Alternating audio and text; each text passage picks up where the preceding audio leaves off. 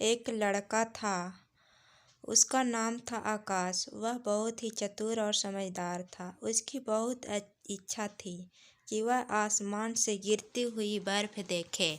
इसलिए एक बार सर्दी की छुट्टियों में वह अपने माता पिता के बहुत दिन हो गए, पर उनका बुखार उतर ही नहीं रहा था। बड़े बड़े डॉक्टरों ने देखा मगर कुछ न हुआ।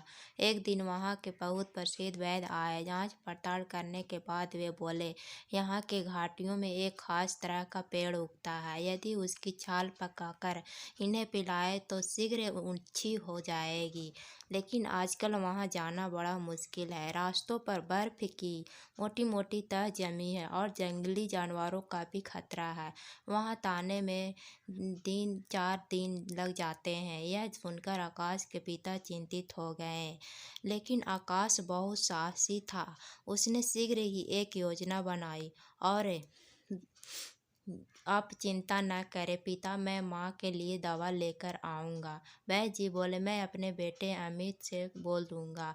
पिता ने जाने की अनुमति दे दी। तंबू और कुछ जरूरी सामान लेकर दोनों उस पेड़ के तलाश में चल पड़े। बड़ा तंग रास्ता था। जरा नजरें चुकी कि कई 100 फीट नीचे नदी में जाकर गिरे। उस दिन एक खच्चर वाले उनके साहस से प्रभावित होकर उनके साथ जाने का तैयार हो गया।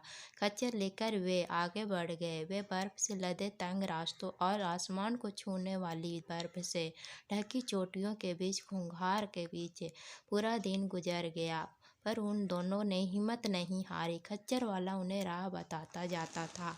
आखिर 20 मील पार करने के वे घाटी में पहुंचे। दिन छिप चुका था। उन्होंने एक जगह तंबू बांधा, साथ लाया हुआ खाना खाया और लेट गए। उनकी आंखें लगने लगी थी। उन्होंने रीछ के गुर्राने की आवाज़ सुनी। उन्हें दूर चलते ही वे अपने साथ रेडियो और टेप रिकॉर्डर भी ले गए थे। बस आकाश ने झट एक कर रीछ उछकर पीछे हटा और घबराकर भाग गया। दोनों बड़ी जोर से हंसे। वे ऐसे खुश हुए मानो खजाना मिल गया। आकाश जोर से हंसकर बोला, डरपोक कहीं का। खच्चर वाला तो हक्का बक्का रह गया। फिर तीनों बातें करते करते सो गया। आगे रास्ता और भी खराब था। बर्फ भी ज़्यादा थी। पैर फिसल रहे थे। इस मुश्किल रास्ते पर भी खच्चर वाला जी जान से उनकी सहायता कर रहा था। सो हाँफते हाँफते वे आगे बढ़ते गए।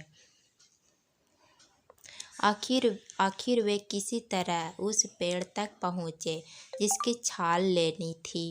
वहाँ चारों से पेड़ के नीचे तंबू लगा दिया।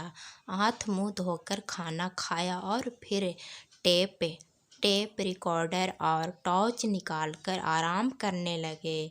अचानक उन्होंने शेर के दहाड़ने की आकाश ने देखा कि शेर दहाड़ते हुए उनके पास आ रहा है। शेर क्या था, पूरा दानव ही था। देखने में बड़ा खूंखार लगता था। आंखें ऐसी चमकीली जैसे मशाल। उनके दिल कांप उठे, पर उन्होंने हिम्मत से काम ली। गोले छूटने की आवाज़ आने लगी। उस वक्त शेर की हालत बुरी थी। कभी इधर देखता, कभी उधर देखता, कभी दहाड़ता, कभी आगे भागता, कभी पीछे। लेकिन जब टोपों की आवाज़ से वह गूंज उठा तो शेर वहाँ से भाग गया। तो और भी शेर थे। आकाश तुरंत टॉर्च लेकर पेड़ पर चढ़ गया और चाकू से खुरचकर छाल उतार ली। अब उन्होंने जल्दी से वापस रास्ता पार कर लिया। रास्तों में न रीछ मिले न शेर। रात तक वे एक सुर वाले के गांव में पहुंचे। लोगों को यकीन नहीं आया कि वे इतना मुश्किल रास्ता पार करके आए हैं।